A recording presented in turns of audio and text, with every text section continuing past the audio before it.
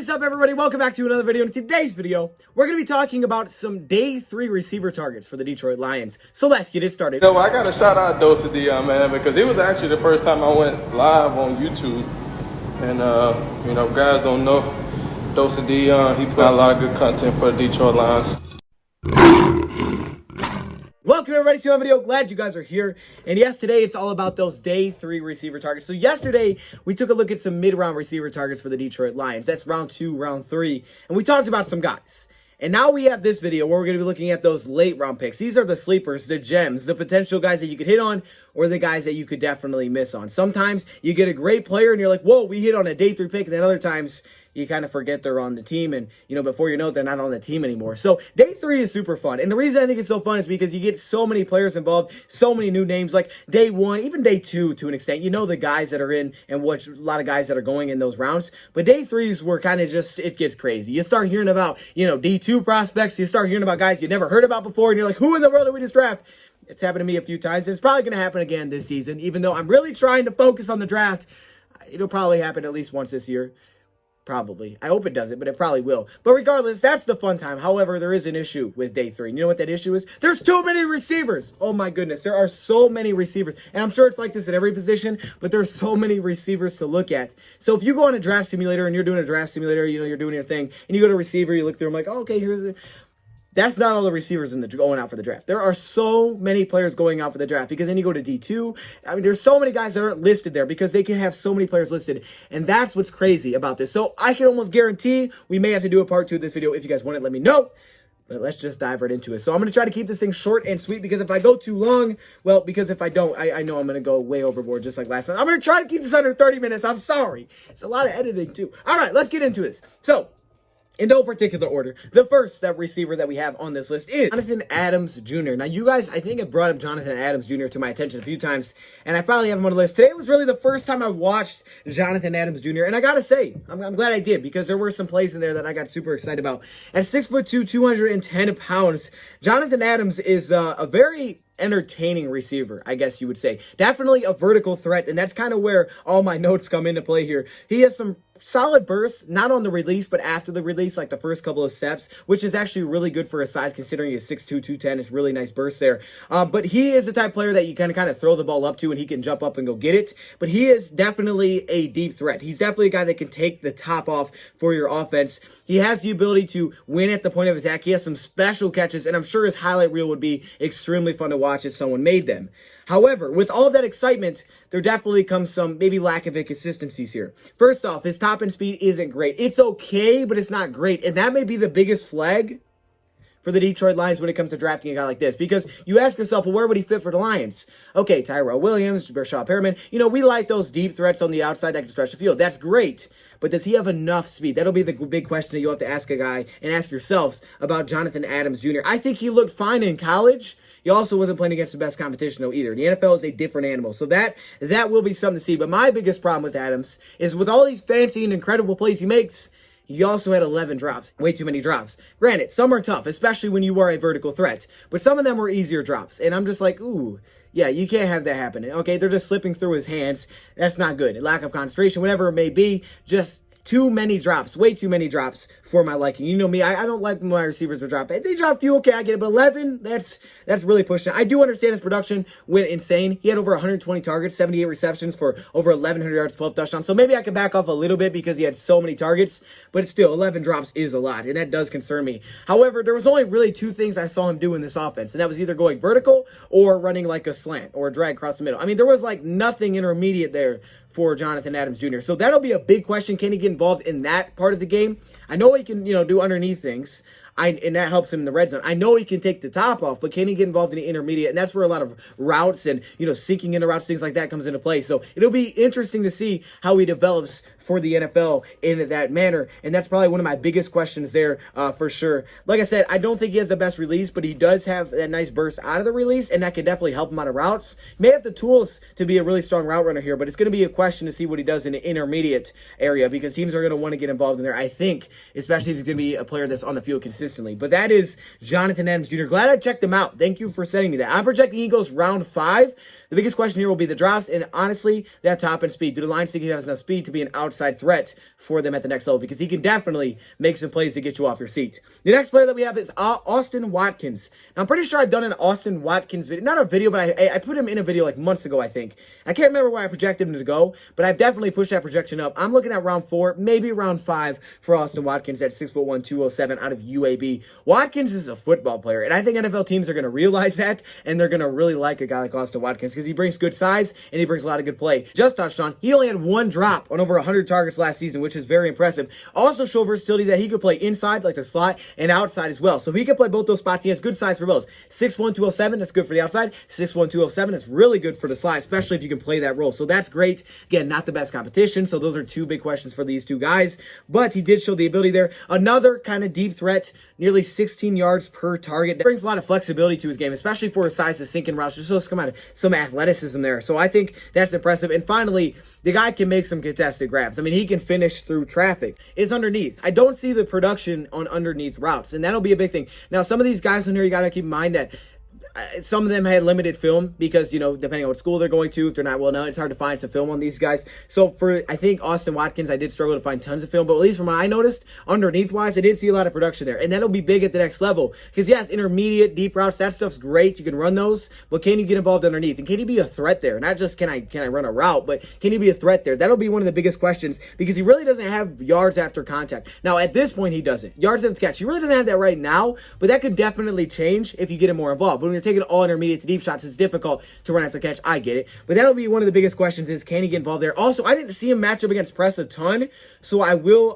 wonder as well how he will handle that. I think he can, but we'll see really how much he can utilize that size to win off the press. Watkins took a little bit to really break out for UAB, which is slightly concerning. However, he also has stages where he'll kind of go quiet for certain games, and he'll kind of go like this, where one game will break out, one game will quiet. That's kind of the nature of the receiver position, but it is slightly a concern as well. So, I mean, I don't know. I don't know if I could call him necessarily dominant. I mean, he did have good stats, 38 receptions for 477 yards and 3 touchdowns, only playing in 7 games. But there still are some questions. However, I think he brings a relatively complete package here to the table from at least what you see on his college film that could push him to round 4, but maybe round 5 as well. But I think he'll be a day 3 pick for sure. I don't think he'll go undrafted, but we'll see. Next up, we have CORNELL Powell, one of the guys that really like coming out of this draft out of Clemson. I'm a big Powell fan. He very much reminds me of Quintez Cephas in a weird way. I know it's strange, but he does, because when I was watching CORNELL Powell stuff last time, it made me think of Quintez Cephas, which is ultimately why you guys got the Quintez Cephas video. At 6'204",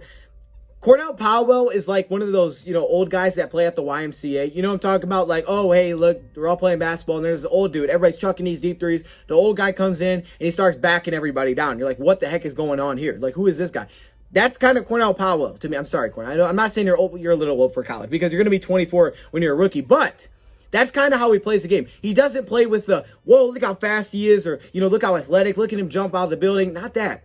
But yet he finds a way to be productive. Now, unfortunately, he didn't really break out again until last season and about midway through the season because he was always overshadowed by other guys, and it's a little bit concerning as well. Doesn't have those elite traits, so the upside may not be incredible, but in terms of can he come in and impact right away, I think he's going to have a great day 1 impact for a day 3 pick if he falls there because he just has like the savvy play to his game. Like on deep routes, he may not have much separation, but all he needs is a step, and all of a sudden he'll give you like a little push, do these little savvy things without getting called for a flag, little nuances, just to get a little bit of separation. That's all he needs. He can make contested grabs, concentration's there, and he's a very competitive player. He'll get in your face and talk about it after he makes the grab. He's a very well-rounded, very balanced player that has a lot of strength to his game as well. I mean, when you look at his pro day numbers, they're not going to impress you with explosiveness, speed, things like that. He did have a good broad jump, and he also had 16 bench press reps, which is pretty good considering him being a receiver at just over 200 pounds. That's pretty darn good. But like I said, he's not the elite athlete that he's bringing to the table, but I think he's just a well-rounded, good receiver, and he reminded me of Quintez Cephas as a player that if you brought him in, yes, he may not be able to ever turn into, one of your top receivers, but he could definitely be a solid piece for your team if that's what you're looking for multiple years. Again, he is a little bit on the older side now, but I think that veteran presence brings its own positives on its own. So the next player that we have is CADE Johnson, and I'm projecting him to go round 4, but he could be round 5 as well. But I'm thinking round 4. I really am. kind of thinking around 4 now, but who knows. Next player that we have is Cade Johnson out of SDSU, San Diego State University, at 6 foot 184. I did not know Cade Johnson was 6 foot. Did you guys know that? I didn't know that. Cade Johnson made his money at the Senior Bowl. In 2019, he had good numbers, 72 receptions, over 1,200 yards, 8 touchdowns. Great numbers, not the best competition, though. Goes to the Senior Bowl, and he's the best receiver there. Just like that. It's like, okay, well, we know who this guy is. The fact that he was able to back up what some of the questions were really could push him in a day 2. If this is a round 3 pick, not shocked at all. Round 2, I'm a little shocked. Round 3, I wouldn't be shocked at all. And it would really have to be a team that has this hole, because I don't think he's super versatile at the next level, but he did seem versatile at college. But I don't think some of the things that he did at college is going to be as successful at the next level. For example, I really think he's a slot receiver at the next level. He looked good in the Senior Bowl. He showed out his route tree. He showed that really guys struggled to keep up with him because he was very crisp running his routes as well. But to me, Cade Johnson is the guy that's built for crossers. So if the Lions wanted just a reliable slot, maybe an Amendola replacement, that can move a little bit. Cade Johnson could be that guy, especially if he falls day 3 late into the draft, because he's built for crossers. That's like all he did at San Diego State. He's ran so many crossers. I'm like, man, I'm expecting us to do this a lot of the play action. He's, I called it, what I call him, not Wiggly, a slippery receiver. Wiggly, pause on that. I call him a slippery receiver. Just kind of has a weird way of just like slipping by defenders, finding holes in zones, things like that. And that's what I think he is. He's a reliable catcher, not the biggest, radius, but he can get open. He can find some space. He can get open. And if he's able to get his hands on the ball, he can definitely catch it. He has pretty good size, though, for a slot at 6 foot. But not everything is good there. He has very short arms, very short arms. He's in the 4th percentile for his arm length. Very short, and it shows up, especially on deep routes. He just can't reach the ball. He'll go like this, and it's like, okay, the ball didn't smack his hands. He can't reach the ball, so it really makes it tough for a quarterback because they got to be extremely precise and accurate here. But if he's open, which he has found a way to get open, then definitely you can help him out. So he's kind of got like a good thing and a bad thing going on there, I guess I would say, with Cade Johnson. Also, the competition, like I said, is definitely going to be a knock for Cade Johnson. People are going to knock that, but the Pro Bowl, the Senior Bowl definitely, I think, helped him out, if anything there. You see them trying to get involved in sweeps, things like that, and it's like, yeah, that's cool. I mean, you could do that with him at this level. It just didn't really make guys miss in space. He's just not shifty. He's not electric with the ball in his hands, I know? I mean, I don't know, maybe like a younger Amendola with a little bit more mobility, obviously a little more size there is kind of what I'm thinking of. I don't think an incredible athlete here, but I do see a really good slot at the next level, and that's probably what he'll be. Maybe not as much versatility as you would hope. However, I think he's a good slot.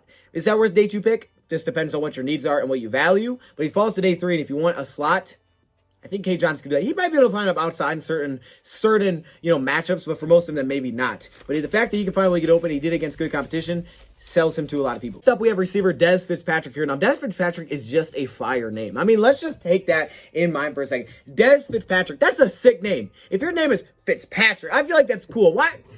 I don't know. I feel like, I don't know. That's just a cool ass. Okay, sorry. At 6'2", 202, Fitzpatrick brings more size than I thought he had. I think Fitzpatrick could be one of those. Now, I don't know if I call him a gem, but he could be more productive than people think. And I think he's being very overlooked because he doesn't have that production there, and we're going to talk about why. But he does bring a lot of things to the table that you do like. First off, he tracks the ball in the well. He tracks the ball extremely well when it's up in the air. It's like one of those things where if a quarterback puts it up in your area, you can trust that he's going to at least get by the football, make an attempt to make it happen. He follows the ball, break off his route, can go find a way to get to it, and also takes really good angles, but works his way back to the football if the quarterback needs help. He's a quarterback's best friend in that right. Also, he did show some pretty good athleticism. I'm not saying he's shifty, but it's some solid athleticism, a little bit of ability, solid speed to get down the field. There's that, and he does block. He does bring effort as a blocker. Last season, 43 receptions for 837 yards and 2 touchdowns. So he brings some of that good stuff. But what is the issues here? Well, there's a couple issues. His production has not lived up to it. He has really been overshadowed by Tutu Atwell. After a great start, and it was like, hey, he's going to keep getting better and better. He didn't get better and better, and people are kind of worried about that. He didn't come out and dominate. He got overlooked by Tutu Atwell, who kind of became the guy for them. And then you look at Lamar Jackson leaving Louisville, and you're like, oh my gosh, what's going on here? So he definitely took a dip. He's not that great of a yak receiver either. His shiftiness in space, I think it's because he's so lanky. He's kind of like tall and lanky. And he doesn't break extremely well out of his routes, but he comes back to the football. He just has a nose for the football, I think. He does catch some passes with his body, which I don't like, but he does seem to have a nose for the ball, and he could be a good receiver for somebody, but he's going to take time. I don't think he's all the way there yet. I think there's a lot of things that need to be cleaned up. However, I think he has the athleticism to make himself a much more crisp and complete receiver. So I like Des Fitzpatrick. I didn't know if I would or not, but I definitely did. I did not know he was going to be 6'2". So definitely pleasantly surprised by Des Fitzpatrick. I'm projecting him at round 5. Next up, we have receiver Josh Palmer. Palmer could push in day 2. Wouldn't shock me. However, I think there's reasons he won't push into day 2, and he could be a round 4 pick. So Josh Palmer, 6'1", 210 out of Tennessee, has kind of the complete package going on here, okay? Like, he has the size, the strength, some quickness, and because he has all that, you can trust him in many situations, and he won't be taken out of games, I don't think. You know, you look in the NFL, if you're really like, I win off physicality, I win off of speed, that's cool, but if that's taken away from you, if you're playing against a physical corner, playing against a fast corner, are you going to be taken out of the game? Sometimes that happens, and that's why receivers go like this. But for him, I don't think that's going to be an issue. I think he's always going to be able to find a way to get open because he has so many ways that he can beat you, which is great. And he's got good size, good strength, and obviously some good explosion there. Not the fastest, but he can definitely break out of routes. But it's that well-roundedness, which I think makes him intriguing here. He's playing with really bad quarterback play for Tennessee, and that's probably one of the biggest reasons that his production looks like it did. And man, his production is... Well, I'm just going to say it. It's terrible. His production is off. He never had over 500 yards receiving at Tennessee.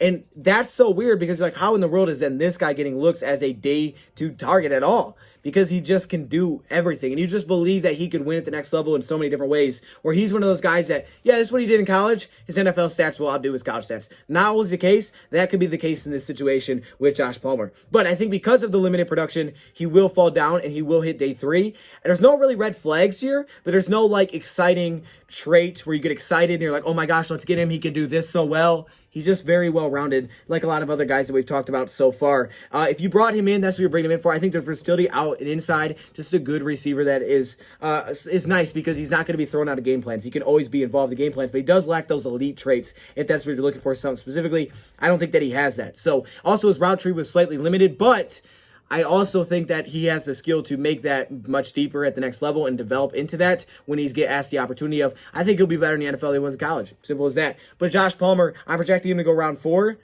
But we'll see. We'll see. Next up, we have a guy that brings some speed. I know you guys have been waiting for some speed, so let's get it. This is like the most known sleeper ever. I mean, I don't know how else to explain this.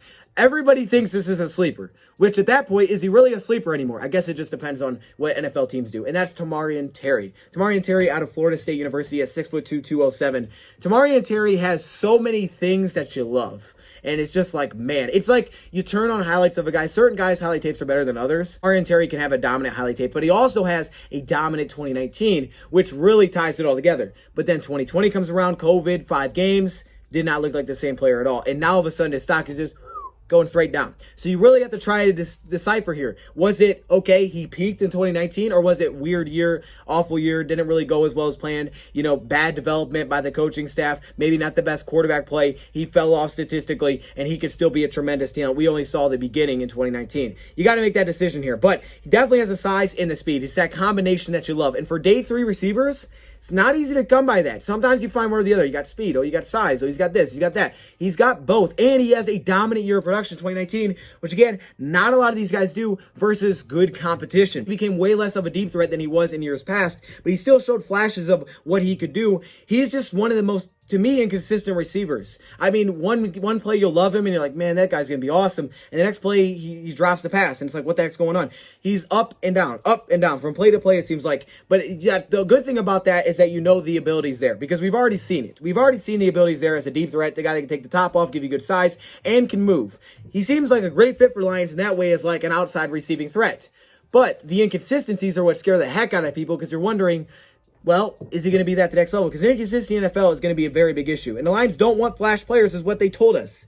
But we'll see if they take a shot on a guy like Tamorrion Terry if he's there. Someone may take him early because of the fact that he has shown he could be super good and because he has the size and speed combo. That alone could get him drafted pretty early. I don't like his blocking effort, though. That is the one thing. I don't like how he blocks. That's got to be better. I want my receivers to at least try to block, at least slow out of breaks, but he definitely has the ability to take the top off. He can make some fantastic plays on the football. He just hasn't had the consistency from down to down, honestly. And some people blame that on the development. If you do that, then maybe you think that Tamorrion Terry is one of those guys that could honestly be a legitimate sleeper, but he's a weird sleeper because a lot of people know about him. We'll see, though. It just depends on how the NFL teams feel about him. Definitely has the size and speed, though, that could make defenses scared. And if you get it going, it's always that question. If we can get the potential out of him. He could be a really good steal. And then next up, we have Sage Surratt out of Wake Forest. Sage Surratt's been a guy I've talked about a lot. I'm definitely not as high on Sage Surratt just because of the way I've seen the direction Lions are going with the receiver group, and I don't think he fits perfectly, but I do think he has his own value. And at the beginning, I'm trying to give you guys a vast, different type of receiver thing here, so I'm just talking about different types of receivers. Definitely ones that I like, but the question is, will he fit the scheme? And Sage Surratt's the biggest scheme question to me. 6'2", 209, 65 receptions for over 1,000 yards and 11 touchdowns. I'm projecting him to be a round 6 pick. The NFL likes speed, and he doesn't bring that, and that's what's going to hurt him. And if the Lions just want to make sure their guys have speed, this is not a direction that you go. So that's the biggest thing here. But there are things to really like about his game. First off, he was the guy with Wake, and when he was not there, they look bad. Really bad without him. They need him on the field. He was like the guy that kept that offense rolling, which is obviously extremely impressive from the receiver position. But he's a very physical receiver.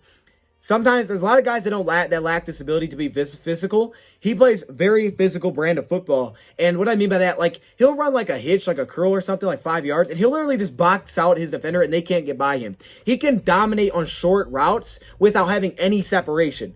Because it's just like, I'm strong, I'm big, I'm going to box you out and make a play on the football. It's crazy to see stuff like that. Concentration, you can throw up jump balls his way. He has a very deep route tree. I've seen him do all the routes in the book. I've seen him do a lot of different things there. But where does he lack? He lacks speed, which ultimately means he lacks some of the separation. Everything seems to be contested with him. Everything. And he had no 2020 either. A lot of things seem to be contested, but because of his physical play style, he's still able to make a play on football, and he's still dominant, which is just kind of crazy. Plus, some people worry if he'll get called for offensive pass interference, and he is related to Sage Surratt, if you were wondering. I think, he's one of those players that probably won't fit this line scheme exactly how I thought it would maybe earlier this offseason. Maybe it would have been a better fit for the pass regime. But at this point, somebody I think is getting a solid player here. But he's definitely specific because he's not bringing that speed. And speed, you can't teach it. You can't teach the kind of speed. No, after that Sage Surratt one, you're like, please give me some speed. I got you. But I can't say the guy's name right. So just keep that in mind. I have it as SMITH-MARSETTE. IHMIR? I don't know how to say it. I'm sorry. IHMIR? Oh, IHMIR might be right. IHMIR Smith-Marset. This is the receiver out of Iowa. Now, this one I'm projecting to be a round 6, round 7 type pick. Round 6 because he's fast. 6'1", 181. Listen to this. The guy's 10-yard split on his 40-yard dash is 1.44 seconds. That is the fastest. You want speed? You got it. 4.4340 was his 40 time. So at 6'1", 181, he's looking like a big slot. That's kind of what it seems like his role will probably be. Like, I guess I wouldn't say big, but, because he's not that thick build, but he's a little bit on the slim side. However, he could also play on the outside as well, but it's about the speed. And if you put him at slot, he could be a vertical threat that can literally just take the top off. In a weird way, he kind of makes me think of Khalif Raymond.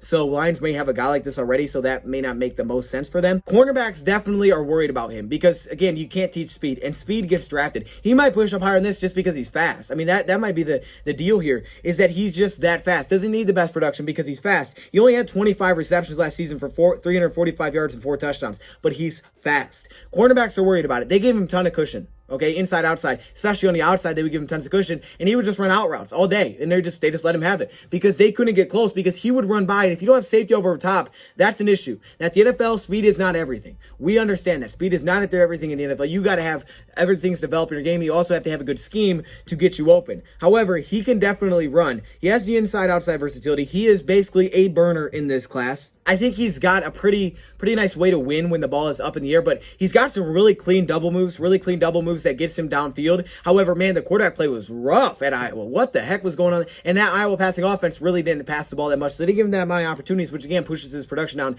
kind of like Josh Palmer and some other guys we've talked about. But man, I mean, there were so many opportunities that he could have done so much more and had so much more production, yet he didn't have it because Iowa just did not give him opportunities down the field. And sometimes they couldn't throw it that far. I don't know who their quarterback was, but he could burn a guy for 5 yards and he wouldn't be able to throw that far, so he has to wait on the ball. But his double moves are crisp. If you're one-on-one island, good luck. If a safety's out there deep, good luck. I mean, you're just going to have problems with him on double moves because he can just fly by you. And again, he'll win on the short routes if you're just going to give it to him all day. He'll just keep going over and over. And the Lions, I think that's a big reason they got speed. Hey, look, if you can't keep up with speed, then back up and we'll take you underneath. If you want to come up, we'll go right by you. And that's what he would fit. So he definitely fits the speed side of things. However, he does have some other issues with his game, which makes sense. He's got some easy drops. Definitely has some easy drops. The physical side of the game can throw him off, which I think is probably why he's going to be better at slot. But slot makes it sometimes more difficult to run vertical routes, but you could still get him involved there, depending on matchups. We'll see. But it's difficult to press him. So, if you're able to not be pushed out of the play down the field, which can easily be a pass interference, then obviously you can make some things happen there. He is a pretty skinny build as well, and his production just is not there, as we touched on before, but he can move. He may be the fastest player I have on this list. So if you want speed, check out SMITH-MARSETTE. I'm not saying the first name because I know I said it wrong already. Marset might be wrong too. I don't know. Next up, we have a guy that you guys told me about. Again, I'm going to butcher the name, but this is Michael Strachan. Strachan? I'm sorry, I don't listen to the names. This guy was hard to find film on, so I'm very sorry. I don't have a lot of film on him, but I did want to put him in here because you guys told me to check him out, and I did. I'm projecting him to go to round 7/UDFA. This is a D2 receiver out of Charleston. Get a D2 receiver. 6'5", 228. I actually could see him, just based on his build, sliding to tight end in certain situations for offenses. You know, you put on 10 more pounds, you're basically a tight end, a receiving tight end at that point. So, worst case scenario, if he has to bulk up a little bit, be a tight end, he could do it, and then all of a sudden you got mismatches against linebackers and safeties if he struggles in terms of speed. But, man, he's, again, one of those guys that can be a vertical threat, go up and get it. Obviously, his size makes him a deadly red zone threat because you can throw it up to him. He had 78 receptions for over 1,100 yards and 19 touchdowns. I mean, that's exactly a red zone threat. That's exactly what I'm talking about here. And that's why if you bulked up a little bit, you could have some mismatches and play tight end. I'm just saying, it's something to keep an eye on. But obviously we have Hunter Bryant, so Hunter Bryant could be that guy for us. But he's got a lot of size, 6'5". You can't teach 6'5". However, he just hasn't really had production underneath, which I guess makes sense because how big he is. Running after the catch probably won't be much of a part of his game. Acceleration isn't really there either, the acceleration. It's kind of like every pass they had was slightly like right next to him, and he didn't play that great a competition either because it's the D2. Every once in a while, you'd be able to get a little bit of separation on that top end speed, but the acceleration was not there, so early he's not going to beat you, which is probably why a lot of things were deep, and plus his size. But if you got him, you know, even, he could just throw it up, and he could just take it out of the air, and really he could kind of box you out deep down the field. But again, does have some easy drops. This is a guy that really needs a lot of things that are probably going to have to be cleaned up, at least from what I can tell. Definitely some things here you can't coach. You can't coach with some parts of his game. I think the numbers definitely reflect that. And I would be definitely down with getting a D2 player. Now, we don't have a 7th round pick or a 6th round pick, so keep that in mind as we go through this. But maybe UDFA, or maybe if we trade it back, maybe he comes into play. I think he'll fall to UDFA, though. And we got another guy that could do that as well. I thought I'd throw another one here. This is Tim Jones. Check him out if you haven't. Out of Southern Miss. 6'1", 202 pounds, and I actually found this guy from his old teammate Watkins, who was drafted by Philadelphia in the 6th round last year, saying this: he's the bodyguard. I would block for him. He looked at me like, I got you. So he was the guy that would block on screens. Now it sounds like, well, he's a blocker. Yeah, he was a blocker, and that's what he said. So you know he can block. I mean, that's for sure. You know that he can bring that. But he had a really big year, and he would be a big slot at 6'1", 202. That would be his role at the next level, in my opinion, because that's what he did at Southern Miss, and that's probably what his best role would be in the NFL. So you got a big slot here that really is just fluid throughout his entire game. Again, the competition will come up in question. He just looks very smooth in everything that he does. He also fits an offense that could really translate to the next level in the NFL. So for the Detroit Lions, it could fit that mold if they wanted to here. I really like this as an underrated type of UDFA pickup because he has good size, maybe some versatility there. I like him as big slot, but he's very fluid, good speed, good strength, all of that. And he has the production to back it up. The biggest thing here is that I don't have a lot of film on him, so I can't really tell you much more than that. That's really all I know. I mean, it's not great speed, it's not impressive speed, but it's enough. That's really all I can tell you. I really wasn't able to watch that much on Tim Jones. I really had to take from what other people were saying. But we'll see. Tim Jones, the name to keep an eye on. Got a couple of honorable mentions I thought I would at least have to mention. That's why they're honorable. I definitely had them in this list at one point, but I was like, man, this video's going to be too long if I don't list them as honorable mentions. So that's exactly why they're here. First receiver we have is Dylan Stoner here. Dylan Stoner comes out of Oklahoma State, and he was playing with Tylan Wallace, but he was the guy that stepped up and filled in for Tylan Wallace when he wasn't there, and he slid in that outside receiver position. Now, really, the reason he's not, I guess, technically on this list, because he was never that dominant at Oklahoma State. He did play against good competition, just was never that dominant. Good feel for when the ball is in the air to go track it down and make a play on the football. He looked like the type of player that really wants to get after and really wants to improve and get better. I just took that from what I watched. I mean, he just seemed like he had that kind of energy and bounce in his game that he wanted to be extremely involved. And I saw him all over the field, run a lot of different routes, short, intermediate, long. Definitely a player to keep an eye on. Could fall to UDFA as well. And he did a lot when Tylan Wallace wasn't there. So I think he's someone to look at. The versatility could be interesting. I'm projecting him, though, round 6. We'll see, though. Next up, I have Jahaman Osborne. I have no idea how to say this name. Number 2 out of Texas A&M. Really just gave me an opportunity to watch some more Kellen Mond, which is always great. I'm projecting him round 6 and 7. Very strong receiver, very well-built receiver. Some people say he looks like a tight end / running back. He is very strong, and it definitely helps him underneath because no one is throwing this guy off of his route. He didn't play last season. He doesn't get the best separation, and he just didn't seem to be a gigantic playmaker again. He wasn't a game changer, but he was solid. I think he had a pretty solid game against Alabama. He had like 4 receptions. They were really really underneath though. But he can get involved everywhere on the field. And then finally, another one here. Definitely check out this one. I think you'll like this one. I got you a good honorable mention. Elijah Cooks. Elijah Cooks out of Nevada. 6'4", 215 pounds. I'm projecting round 7 to UDFA in this case. Probably a UDFA because he wasn't even listed on mock draft simulators. An injury last season, which kind of thrown him off last year and has really pushed him down boards. But he is another big body receiver that's a great red zone threat. Has a vertical on him, can go up and sky the ball out of the air, which is really fun to watch when he makes those plays. Incredible production when healthy, 76 receptions, 926 yards, and 8 touchdowns. But he just had a 2020 injury that really hurt him. Again, it was so difficult to find film on this guy, but I think the size here was good. People excited. Didn't look super fast from the little bit I did see him. Didn't look super twitchy there. But again, another one of those outside threats that could stretch the field a little bit and again be a red zone target. Probably won't move the tight end, but definitely check out Elijah Cook. So there you go. Those are some late round receiver prospects for the Detroit Lions. We're gonna have to do a part 2 because there's so many guys just on the top of my head that I can think of, like TJ Vasher, Marquez Stevenson. I mean, we could go on and on. There are some players that I intentionally left off this list because I didn't just like them that much as a player, so I kept them off as someone that I would probably maybe stay away from. That's, for multiple reasons, whatever the player was. So I'm not doing a list of every single late round target and then just talking about them. These are players that I actually like. Maybe not all best scheme fits, but I do like these players, right? I like their players for what they can bring to the table. So there's enough here that I wouldn't be mad if you drafted them. Some of them maybe not best scheme fits, like SURRATT, things like that. But there are players I intentionally will keep off this list. Like, for example, I did not put Daz Newsome on this list. Daz Newsome does not catch with his hands. He catches everything with his body, it seems like. I mean, the guy is so explosive, so I wanted to put him on here. But, and I guess you could, if you felt like round 7, round 6, maybe I consider it, like my last pick. But I definitely want to go earlier than that. So I didn't put him on this list. I kept Daz Newsome off this list purposely, and there's other guys that I did that with too. Watched a lot more than just those guys, but I will put more players on if we want to do a part 2. So yeah, stay tuned for that. If you guys want Daz Newsome on it, I can do that. So we're gonna have to do part 2. Let me know who should be on the part 2. Thank you for watching, and I'm out.